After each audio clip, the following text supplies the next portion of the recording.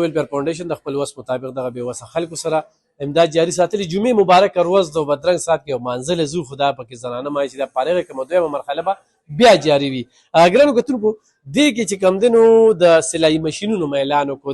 دا یو زنه بچی ده، دا نهه خویندې دي، نهه خویندې او درې پکې معذوره دي. دې کې یو بله زنانه د 15 لوریانې دي پیغلې، هغوی دپاره او د هغه ورور دپاره چې شناخت یې دا دی چې هغه فطرانه پکې 31,000 د هغه له طرف نه 3 مشینان مې اعلان کړل. یو ورور هله د یو مشین دپاره پیسې رالېږلې وي او په هغې باندې الحمدلله 2 مشینانو شو. نو یو مشین اعلان چې کوم دی نو د دې دپاره پکې هم وکړو. تاسو څو خویندې؟ مونږ نهه. څو پکې معذوره دي؟ 3. څونه وخت دلته راځي؟ مونږ دا درېیم ځل دی. شابه شابه. ته د کوم ځای؟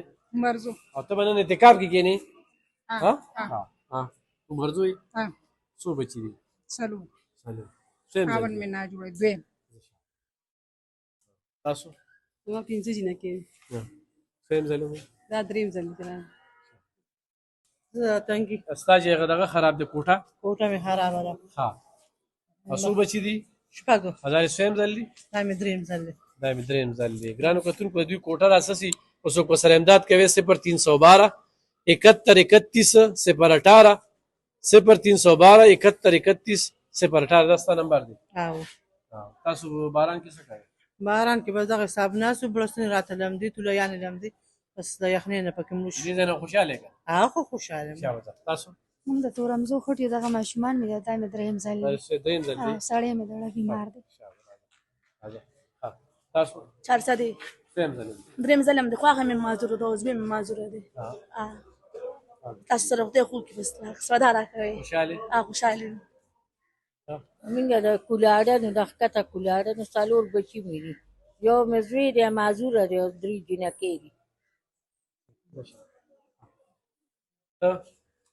موږ هم د 400 شپږ مې لوریانې یو مې زوی دی. دا درېیم ځل دی سودا له راځو. خدای دې تاسو سره ډېر ډېر خو کې هر چا در رسوي سوداګانې تاسو. څوک هم ستاسو نه تش نه دي تللي.